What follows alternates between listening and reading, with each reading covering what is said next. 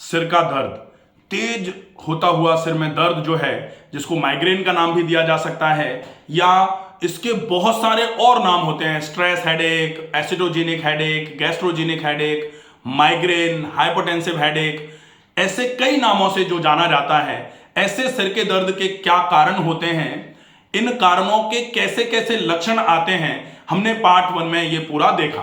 अब पार्ट 2 में हम देखेंगे कि कौन से कारण हैं सिर के दर्द को, उनको किस तरीके से आप मैनेज कर सकते हैं। हर कारण में, जैसे एसिडिटी की वजह से सिर में दर्द, गैस की वजह से सिर में दर्द, बीपी की वजह से सिर में दर्द, आंखों की समस्याओं की वजह से सिर में दर्द, तनाव की वजह से सिर में दर्द, सिर में चोट लगने की वजह से सिर में दर्द, गर्दन के दर्द की वजह से सिर में दर्द, सर्दी जुकाम खांसी की वजह से सिर में दर्द, और ब्रेन ट्यूमर की वजह से सिर में दर्द, इतने सारे कारण हमने देखे थे। अब इन सारे कारणों को आप कैसे मैनेज कर सकते हैं, एक एक कारण को हम लेंगे और उस कारण को कैसे नेचुरली घर में रहते हुए सामान्य छोटी छोटी चीजों का फॉलोअप करते हुए जड़ से खत्म कर सकते हैं, ताकि सिर का दर्द आपका दोबारा कभी आए ही नहीं। वीडियो को अंत तक जरूर देखें, और अगर आपको ऐसा महसूस हो कि इस वीडियो में बताई गई बातें लोगों के लिए लाभकारी हैं, तो इस वीडियो को ज्यादा से ज्यादा शेयर करें। अगर कोई चीज समझ में नहीं आए तो आप कमेंट बॉक्स में लिख करके अपने प्रश्न को पूछ सकते हैं। अगर आपने अभी तक इस चैनल को सब्सक्राइब नहीं किया है तो प्लीज इस चैनल को सब्सक्राइब जरूर कर लीजिए, ताकि आपकी छोटी मोटी समस्याएं जो हैं वहां से लेकर के बड़ी से बड़ी स्वास्थ्य की समस्या जो है उसको नेचुरली नेचुरोपैथी, योगा, आहार चिकित्सा और जीवन शैली में परिवर्तन के माध्यम से कैसे ठीक किया जा सकता है, यह समय समय पर आपको लगभग सभी बीमारियों का निदान पहुंचता रहेगा। आप अगर वीडियो को अच्छे तरीके से देखेंगे तो आपको यह महसूस होगा कि आपकी जो समस्याएं हैं उनका निदान बहुत आसान है, लेकिन हम चूंकि छोटी छोटी चीजों को फॉलोअप हम जानते हैं लेकिन हम उसका फॉलोअप नहीं करते हैं, तो जानने से नहीं आराम होगा। जैसे होता है ना कि कपड़ा फटा हुआ है, घर में सुई रखी है, रखने से कपड़ा सिलता नहीं है ना, सिला कब जाएगा, जब आप उस सुई से कपड़े को सिलोगे तब सिला जाएगा। ठीक है, तो ये विशेष ध्यान रखना है कि फॉलोअप जरूर होना चाहिए। हम अब सबसे पहला, एसिडिटी अगर आपको हो रही है तो एसिडिटी में क्या क्या मैनेज करना है, इसके लिए हमने पार्ट 1 में एसिडिटी का फैक्टर पूरा ले लिया था कि एसिडिटी को मैनेज करने के लिए आप क्या क्या करें सवेरे से लेकर शाम तक। अब डाइट थेरेपी में मैं एक बार दोबारा बोल देता हूं, सवेरे सवेरे जागे, ज्यादा मात्रा में पानी पिया, फिर मोशन गए, मोशन जाते समय जोर नहीं लगाया जाए। जिन लोगों को सिर में दर्द हो रहा है उसका एक बहुत बड़ा कारण यह भी है कि सवेरे सवेरे मोशन जाते समय पेट में जोर लगाते हैं, सवेरे ही सिर भारी हो जाता है, गड़बड़ हो जाता है, तो मोशन जाते समय जोर नहीं लगाया जाए। फिर फ्रेश होकर हाथ मुंह धो लिया, मंजन कर लिया, उसके बाद थोड़ा सौंफ और मिश्री का पानी ले लिया, उसके बाद व्यायाम करेंगे। व्यायाम करने के पहले नाक में घी डालना अति आवश्यक है। नाक का बंद होना भी सिर के दर्द का एक कारण बनता है, तो एसिडिटी के केस में नाक में घी भी डलेगा।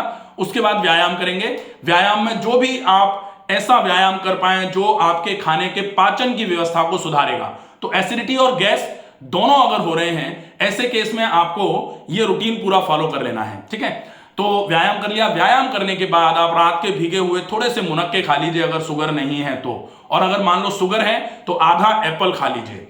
उसके बाद फिर आप नाश्ते की तरफ चलते हैं। नाश्ते को हिंदी में अल्पाहार बोला जाता है। अल्पाहार का मतलब अल्प मात्रा में आहार जो सुपाच्य भी हो।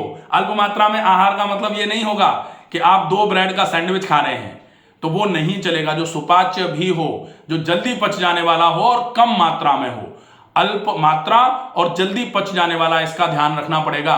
तो आप वो अल्पाहार में फल खा सकते हैं, या फिर एसिडिटी ज्यादा रहती है तो आप वेजिटेबल दलिया या वेजिटेबल खिचड़ी खा सकते हैं। लंच आपका 12 साढ़े 12 बजे के आसपास हो जाए, जिसमें बहुत मोटे आटे की रोटी और सब्जी की मात्रा ज्यादा, और आधा कप के आसपास आप छाछ का उपयोग कर सकते हैं। आहारांते पिबेत तक्रम, आहार के अंत में अगर तक्र पिया जाता है तो यह पाचन को दुरुस्त करने का काम करता है, ये बहुत अच्छा रहेगा।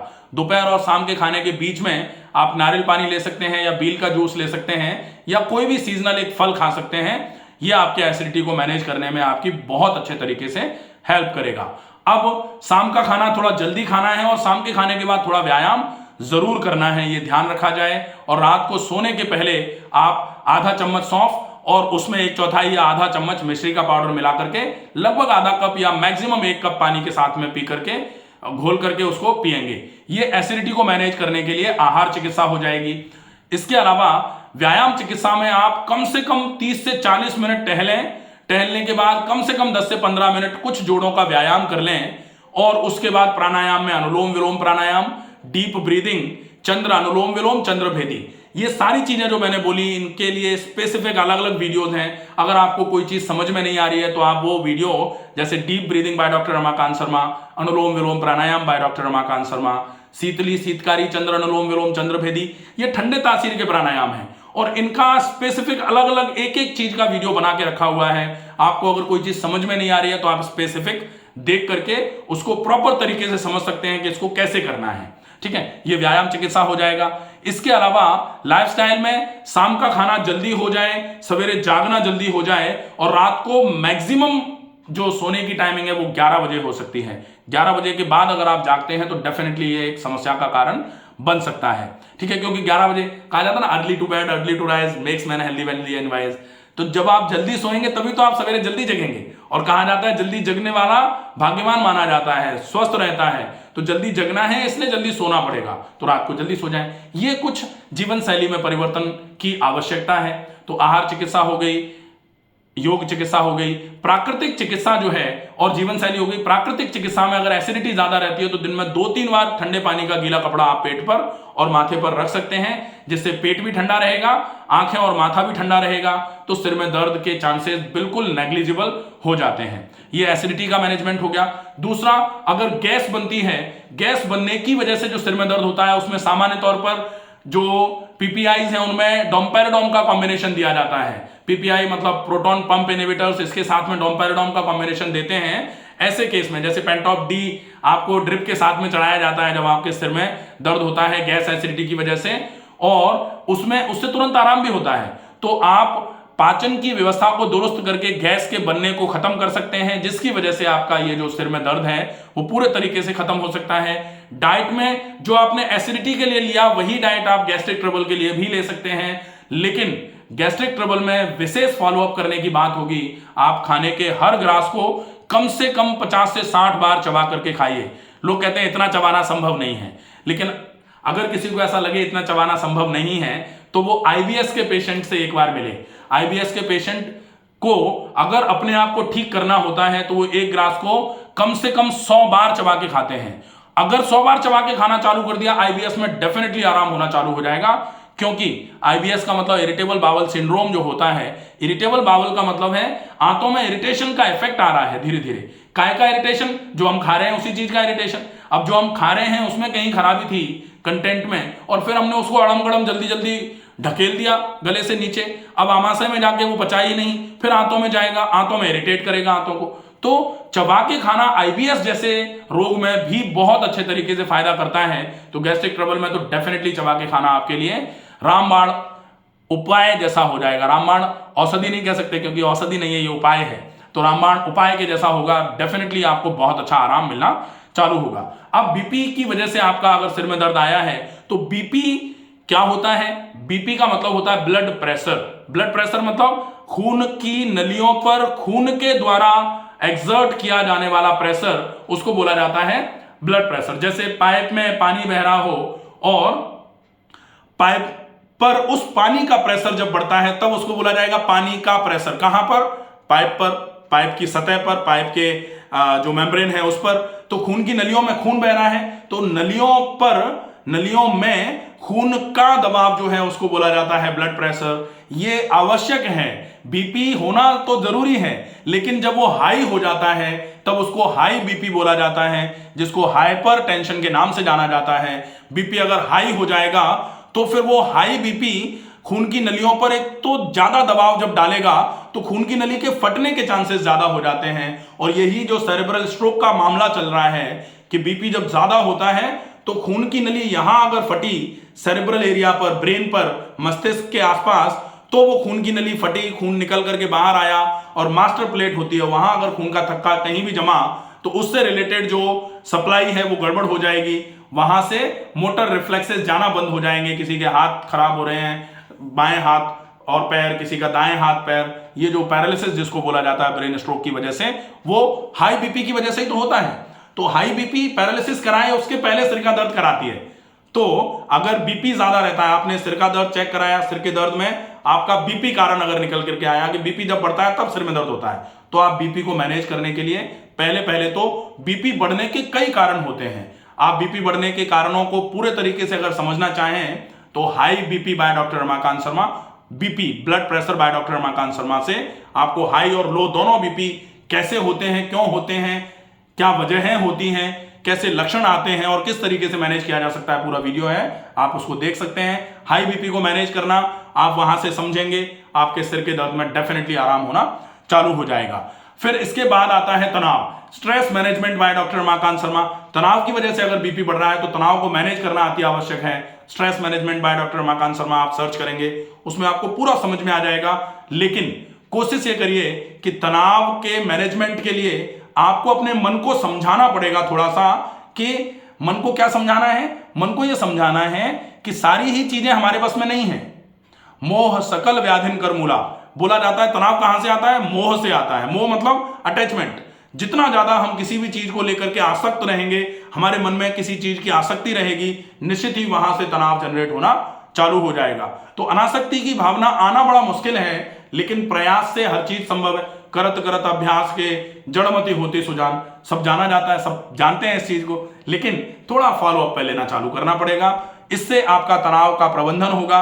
तनाव के प्रबंधन के लिए सिंपल लॉजिकल जो सिंपल से ट्रीटमेंट है, आप रोज रात को सोने के पहले गुनगुने पानी में पैर डालिए, नाक में गाय का घी डालिए, नियमित टहलने और प्राणायाम का अभ्यास करिए। टहलने में कम से कम 40 मिनट टहलना तनाव को थोड़ा कम करने का काम करता है। कई सारी साइंटिफिक रिसर्चेज में ये क्लियर हो चुका है कि अगर कोई बहुत ज्यादा तनाव में है, माहौल अगर ठीक रहे और नियमित व्यायाम का अभ्यास होना चालू हो जाएगा, निश्चित ही तनाव में बहुत अच्छा आराम मिलता है। तो ये स्ट्रेस की वजह से अगर बीपी है या स्ट्रेस की वजह से बीपी है या स्ट्रेस की वजह से हेडेक है, तो उसमें आपको, क्योंकि बीपी वाला टॉपिक भी अपन देखेंगे, तो स्ट्रेस एक कारण बीपी बढ़ने का भी होता है, तो स्ट्रेस एक कारण सिर के दर्द का भी है। तो स्ट्रेस मैनेजमेंट से सिर के दर्द में डेफिनेटली बहुत अच्छा आराम मिलना चालू होगा। अगर आंखों की समस्याएं आपको लग रही हैं, आंखों की समस्याएं लग रही हैं, उसकी वजह से सिर में दर्द है, आप आंखों को एक बार चेक कराइए। आंखों में अगर नंबर ऊपर नीचे हो रहा है तो आप पहले तो आप चश्मा लगवा लीजिए। उसके बाद फिर आप आंखों की समस्याओं को कैसे ठीक किया जा सकता है, उसके लिए eye problems by doctor Ramakant Sharma पूरा डिटेल में वीडियो है, आप उसको देख सकते हैं। लेकिन सिंपल कुछ चीजें जो आप फॉलो कर सकते हैं वो है, ज्यादा मात्रा में पानी पीजिए, आंखों की एक्सरसाइजेज नियमित रूप से करिए। आई बॉल एक्सरसाइजेज जो होती हैं उनको पूरे तरीके से एक्सरसाइजेज उसमें है eye problems by doctor Ramakant Sharma में, उसको पूरा देख सकते हैं, वो जरूर करिए। इसके साथ में ठंडे पानी का गीला कपड़ा दिन में 2 से 3 बार आंखों पर जरूर रखिए। कोशिश करिए ज्यादा मिर्च मसाले से बचें और डिहाइड्रेशन बिल्कुल भी नहीं होना चाहिए। आपकी आंखों की समस्याओं में डेफिनेटली धीरे धीरे करके आराम होना चालू हो जाएगा। एक बहुत अच्छा पंचकर्म का इलाज होता है जिसको नेत्र तर्पण बोला जाता है। आंखों के आसपास उड़द की दाल के आटे का पूरा घेरा बना करके उसमें घी भरा जाता है आंखों में, फिर थोड़ी देर के लिए वो घी छोड़ दिया जाता है वहां। वो काफी इफेक्टिव तरीके से आंखों की समस्याओं का समाधान करने में सक्षम है। तो आप उसका उपयोग भी अगर कहीं पंचकर्म चलता है वहां जाकर के उस ट्रीटमेंट को करा सकते हैं। इसके बाद फिर प्रॉब्लम अगर सिर के चोट की है, सिर में चोट लगी उसकी वजह से या उसके बाद सिर में दर्द चालू हुआ है, तो उस चोट के लिए फिर आपको MRI या CT स्कैन कराना पड़ेगा और उसके अकॉर्डिंगली ट्रीटमेंट बताया जा सकता है। कोशिश करें आप ऐसे समय में कोई भी ऐसा भारी काम जो है उसको ना करें। अनुलोम विलोम प्राणायाम आपके लिए हितकारी होगा। इसके अलावा जो भी ट्रीटमेंट है वो आपके टेस्ट को देख करके बताए जा सकते हैं, CT स्कैन या ब्रेन के MRI करा के, उसमें अगर कोई गड़बड़ी आई है तो उसके अकॉर्डिंगली ट्रीटमेंट प्लान किया जा सकता है।